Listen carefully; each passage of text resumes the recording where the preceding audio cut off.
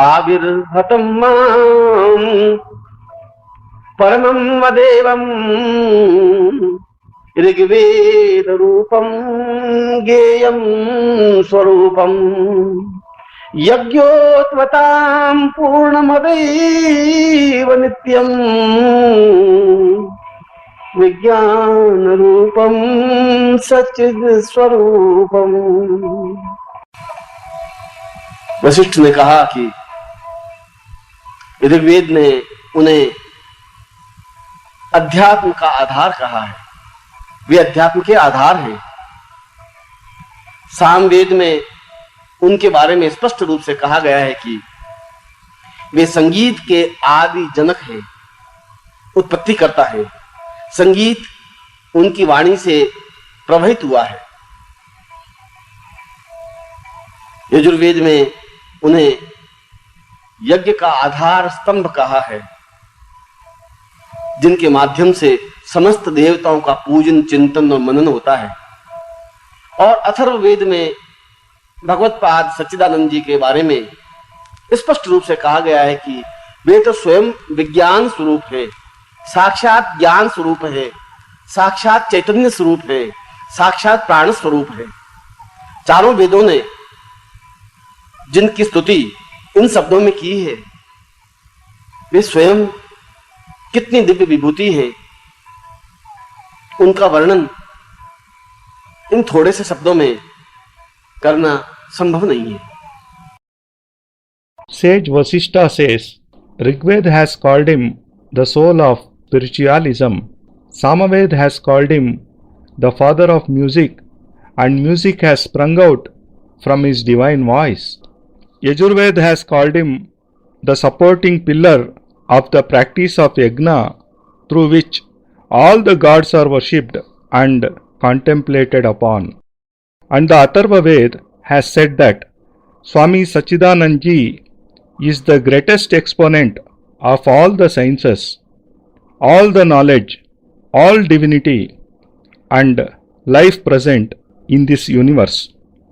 All the four Vedas have thus sung praises of this great personality in these words, and they say that he is such a divine form that his greatness cannot be described in so few words.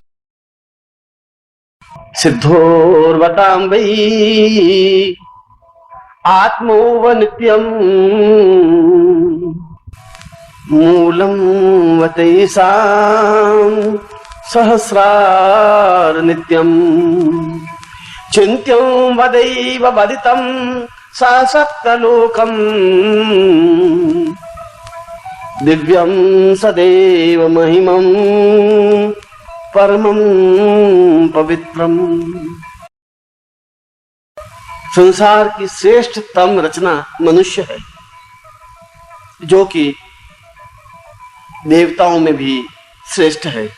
क्योंकि जब देवताओं को आनंद लेना होता है, जब देवताओं को तपस्या करनी होती है, जब देवताओं को ब्रह्म का साक्षात्कार करना होता है, जब देवताओं को उच्चता की भाव भूमि को स्पर्श करना होता है, तो वे मनुष्य रूप में जन्म लेने के लिए लायक होते हैं। तब वे कभी राम के रूप में जन्म लेते हैं, तब वे कभी कृष्ण के रूप में जन्म लेते हैं। और ऐसे जन्म लेने वाला मनुष्य उन आनंद और पूर्णता को स्पर्श कर सकता है जो अपने आप में ही अंतिम बिंदु है। और यह अंतिम बिंदु को स्पर्श करना मूलाधार से सहस्रार तक की यात्रा है। इसीलिए तो वशिष्ठ ने कहा है कि भगवत्पाद स्वामी सच्चिदानंद मूलाधार हैं, वे ही विशुद्ध चक्र हैं, वे ही अनाहत चक्र हैं, वे ही ज्ञान चक्र हैं, और वे ही सहस्रार चक्र हैं। क्योंकि मूलाधार से सहस्रार तक की यात्रा जहां योग के माध्यम से संभव है, जहां चैतन्यता के माध्यम से संभव है, वहीं पर उनके नाम से भी संभव है। यदि उनका पवित्र नाम होठों पर थिरकता रहे तो निश्चय ही मनुष्य जीवन के समस्त चक्र स्वतः जागृत होते रहते हैं और बिना किसी प्रयास के, बिना किसी साधना के, बिना किसी योग के, बिना किसी अन्य अवलंब के अपने शरीर के सप्त चक्रों को जागृत कर उस आत्मा को परमात्मा में विलीन करने में सक्षम हो पाता है, जो कि मानव जीवन की सर्वोच्च उपलब्धि है।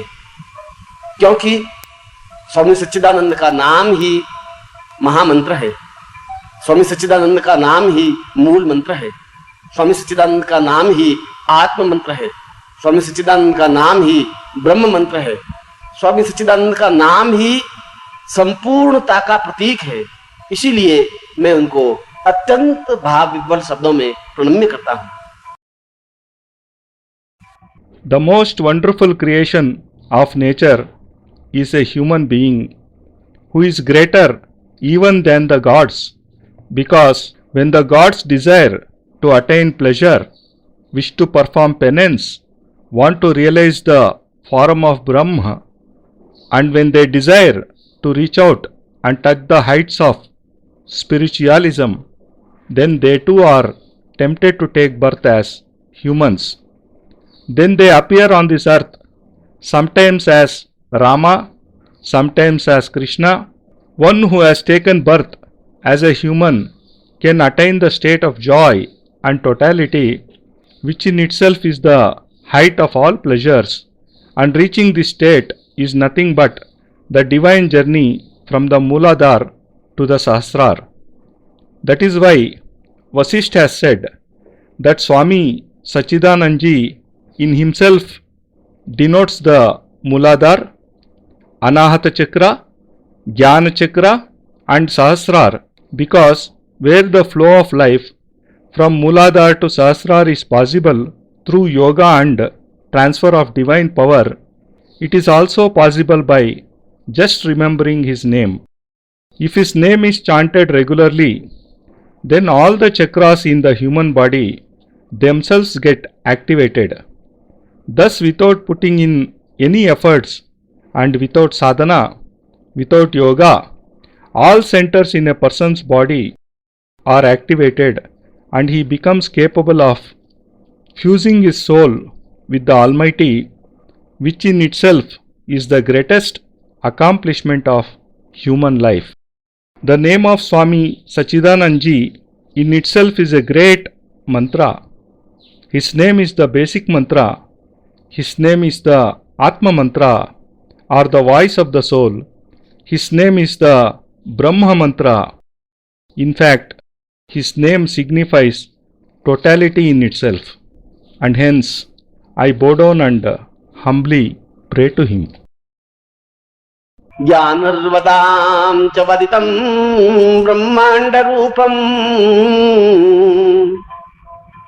नित्यं वदेव वहितं सहितं सदैवं शब्दोर्वतां व्यर्थमदैव नित्यं किंतु प्रवेद पहितं महितं च नित्यं।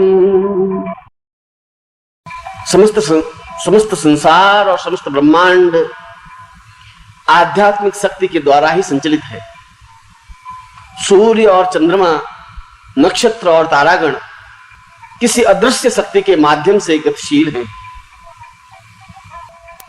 भूलोक, भूलोक, स्वलोक, मह, जन, तप और सत्यलोक, ये समस्त लोक किसी आध्यात्मिक शक्ति के मूल स्वरूप की वजह से अपने अपने स्थानों पर स्थित है और वह मूल शक्ति साक्षात स्वामी सच्चिदानंद हैं। स्वयं वेदों ने अपने मुंह से इस तथ्य को उद्घाटित किया है। स्वयं वशिष्ठ ने अपने ब्रह्ममय चिंतन में लीन होकर इस सत्य का साक्षात्कार किया है कि समस्त संसार ब्रह्मांड की आध्यात्मिक शक्तियों का केंद्रीय भूत स्वरूप पूर्ण रूप से स्वामी सच्चिदानंद हैं, जिनके संकेत से, जिनकी तपस्या से, जिनकी साधनाओं से, जिनके योग बल से, जिनकी उच्चता से, जिनकी दिव्यता से, जिनके प्राणवत स्वरूप से और जिनके ब्रह्ममय स्वरूप से ये समस्त ब्रह्मांड अपने अपने स्थानों पर गतिशील है। ये समस्त विश्व चैतन्य स्वरूप है। ऐसे दिव्यमय व्यक्तित्व को शब्दों में नहीं बांधा जा सकता। ऐसे उच्च कोटि के व्यक्तित्व को भाषा में आबद्ध नहीं किया जा सकता। ऐसे महान विभूति को प्रार्थना के माध्यम से उच्चरित नहीं किया जा सकता। शब्द उनके सामने नगण्य है, क्योंकि वे स्वयं साक्षात ब्रह्म हैं, अक्षर हैं, नित्य हैं, अनित्य हैं, अचिंत्य हैं, चिंत्य हैं और पूर्ण हैं। इसीलिए मैं अपने गुरुदेव भगवत पाद स्वामी सच्चिदानंद जी को प्रणम्य करता हूं। All this world and the whole universe is filled with the powers of spiritualism, and the sun, the moon, all the planets and stars keep moving with the help of this invisible power. This earth, the heaven, hell, Swalok, Maha, Jana, Tapa and Satyaloks all are existing due to a divine power, and this divine power is none other than Swami Sachchidanand ji. Even the Vedas have elucidated this fact. Vasishtha himself realized this fact through deep meditation, that the center of all divine and spiritual powers is Swami Sachchidanand, due to whose divine powers of sadhana, yoga and penance this whole universe is in existence and this world has acquired its form. Such a divine personality cannot be confined to a few words and sentences. The eminence of such a person cannot be recited through a small prayer. Words are meaningless before his greatness, because he himself is Brahma. He is the thoughts and perceptions of the divine, and is a spiritually complete entity in himself. Hence, I bow down before my Gurudev, Bhagavad Sachchidanand ji. सिद्धाश्रमो वै देवोऽर्थ नित्यम्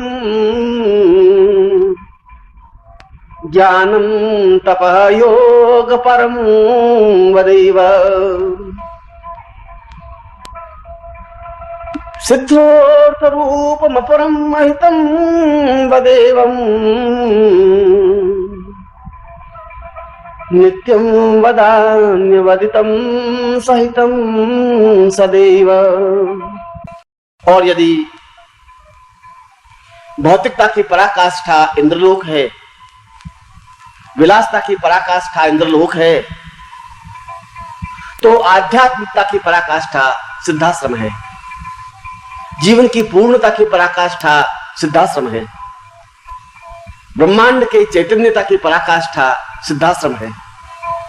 और उस सिद्धाश्रम के प्राण स्वरूप, पुंजीभूत स्वरूप गुरुदेव स्वामी सच्चिदानंद हैं, जिनके चिंतन से, जिनके द्वारा स्वयं विश्वकर्मा ने उस सिद्धाश्रम का निर्माण किया,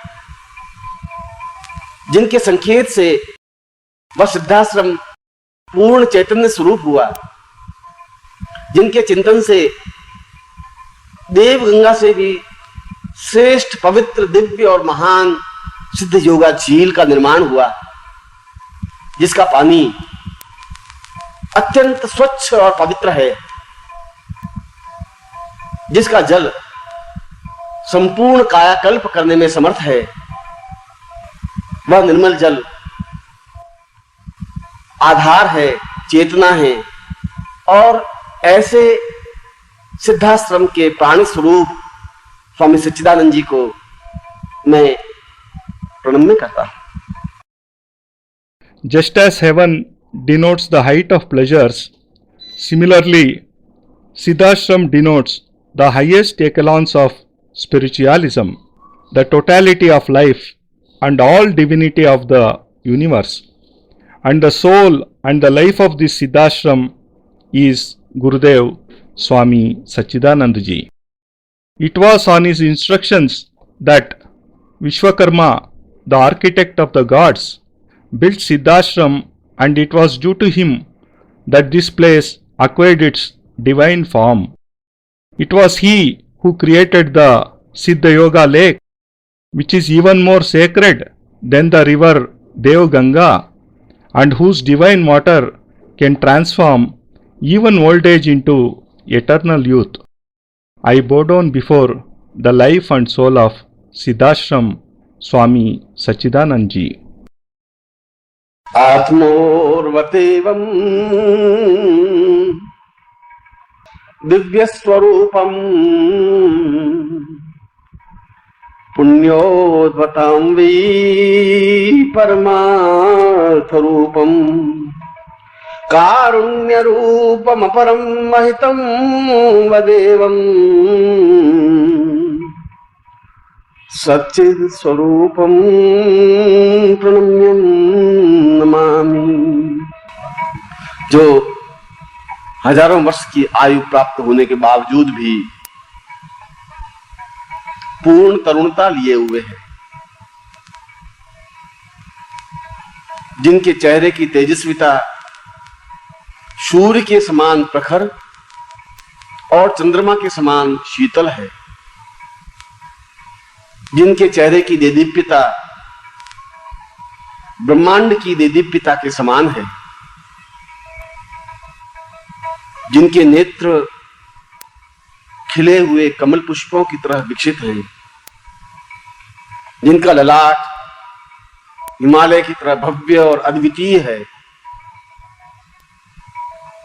जिनके सिर पर जटाएं ठीक उसी प्रकार से प्रवहित हैं मानो नगाधिराज हिमालय के ऊपर बर्फ से निकलती हुई नदियों की छोटी छोटी लहरें हो।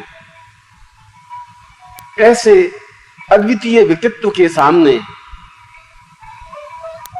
देवता भी अपने आप को नगण्य समझते हैं। ऐसे दिव्य तेजस्वी चेहरे को, मुखमंडल को देखने पर पूर्ण पवित्रता और करुणा का आभास होता है। ऐसे श्रेष्ठतम योगीराज स्वामी सच्चिदानंद जी को मैं अत्यंत भाव विभोर शब्दों में प्रणाम करता हूं। Swami Sachchidanand ji, who even after having attained an age of thousands of years looks young, whose countenance reflects the brightness of the sun and the coolness of the moon, and the divine aura of whose face enlightens the whole universe. His eyes seem to be two beautiful lotuses. His forehead is prominent like the Himalayas. Long, dense hair flow down from his head as if small rivulets are flowing down from a snow-laden mountain of the Himalayas. Even the gods feel themselves inferior before such a unique personality. On seeing his divine face and the celestial aura around it, one is filled with a great feeling of sanctity and affection. I bow down and pray before the greatest of all sages, Yogiraj Swami Sachchidanand ji. कारुण्य रूपम परम चैतन्य रूपम आत्मोवतां वै परमं स्वरूपम देहोर्वतां च वदितं महितं सदेवम् वक्षस्थलों परिवं परितं वदैव। और उनका वक्षस्थल ऐसा लगता है कि जैसे उमड़ता हुआ समुद्र हो।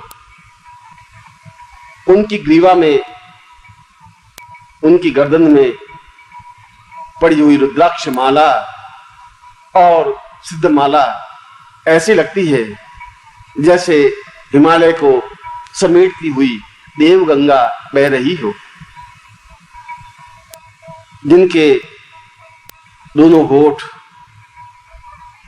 हर क्षण उस प्रकार से मुस्कुराते हुए अनुभव होते हैं जैसे समस्त वन प्रांतर, समस्त प्रकृति मुखर रूप में मुस्कुरा रही हो, और जिनकी दोनों आंखें ऐसी लग रही है जैसे स्वयं करुणा साक्षात स्वरूप में सामने उपस्थित हो गई हो, जिनकी आंखों में वात्सल्य भाव है, जिनकी आंखों में करुणा है, जिनकी आंखों में प्रेम है, जिनकी आंखों में समस्त संसार के प्रति अपनत्व है, जिनकी आंखों में पूर्ण पवित्रता और निष्कपटता है, जो साक्षात करुणा का साक्षात विग्रह है, ऐसे श्रेष्ठतम गुरुदेव योगीराज स्वामी सच्चिदानंद जी को मैं पूर्ण भाव विभल शब्दों में प्रणाम करता हूं। His chest seems to be a large, unmovable rock. The Rudraksh and Siddha rosaries hanging around his neck look like two streams of mountain rivers. A divine smile is always present on his lips, and the whole nature borrows this celestial joy and blooms into magnificence. His eyes always remain filled with kindness, affection, and love for the whole world, and they keep showering everyone with a soothing radiance. I bow down before Gurudev Yogiraj Swami Sachchidanand Ji, who is an epithet of kindness and benevolence. हिमवन्तरूपमपरं महितं वदेयं गङ्गोच्छ्वाससरितम् आद्य स्वरूपम् पुण्योर्वतां च वदितं वहितं स्वरूपम् सच्चित् स्वरूपं प्रणम्यं नमामि। जिनकी कीर्ति हिमालय के समान महान, उच्च, अद्वितीय और पवित्र निष्कपट है, जिनका स्नेह परम पावन गंगा की तरह निर्मल और स्वच्छ है, जिनकी चेतना गंगोत्री के समान दिव्य और अद्वितीय है, जिनका श्वास प्रश्वास स्वयं पवन और सुगंध की पूर्णता है, जिनका समस्त संसार अपना है, और जिनका सारा शरीर ब्रह्मांड का केंद्रीभूत स्वरूप है। उनके शरीर को देखने से ऐसा लगता है कि समस्त ब्रह्मांड एक जगह एकत्र हो गया है, और यदि आत्म नेत्रों से, यदि दिव्य नेत्रों से, यदि ज्ञान नेत्रों से यदि हम उनके साक्षात शरीर के विग्रह को देखें तो ऐसा लगता है कि सारा ब्रह्मांड अपने आप में उस शरीर में गतिशील है। सूर्य, चंद्र, नक्षत्र, ग्रह, वायु, गंधर्व, यक्ष, किन्नर और पूरे ब्रह्मांड का कण कण उनके शरीर से गतिशील है, जो अपने आप में ही ब्रह्मांडमय है, जिनमें पूरा ब्रह्मांड समाया हुआ है। क्या ऐसे महान अद्वितीय विभूति को शब्दों में वर्णित किया जा सकता है? क्या ऐसे महान युग पुरुष को शब्दों के माध्यम से उच्चरित किया जा सकता है? ऐसे महान योगी राज को क्या किसी भाषा के माध्यम से उच्चरित किया जा सकता है? यह संभव नहीं है। जहां वाणी स्वयं मौन है, जहां स्वयं शब्द स्थिर है, जहां स्वयं सरस्वती अपने आप में पंगु है, सारे संसार के शब्द जिनके सामने बौने हैं, ऐसे महान अद्वितीय मेरे गुरुदेव योगीराज स्वामी सच्चिदानंद जी को मैं पूर्णता के साथ प्रणम्य करता हूं। His eminence is unsurmountable, unique, and sacred like the Himalayas. The affection which he showers is pure and soothing like the holy river Ganga. His conscience is divine like Gangotri, the source of river Ganga. His breath is filled with empyrean fragrance. His body is in itself the center of the whole universe, and for him the whole world is his own. On perceiving his divine form, it seems as if the whole universe has been concentrated in his physical body. And if we see his real form with the divine vision of our inner conscience, then we will find that the whole universe in a condensed form is present in his body and is in motion due to his infinite powers. The sun, the moon, the planets, the stars, the air, all gods, and each particle of the universe can be seen in his body. Can words be enough to describe such a great personality?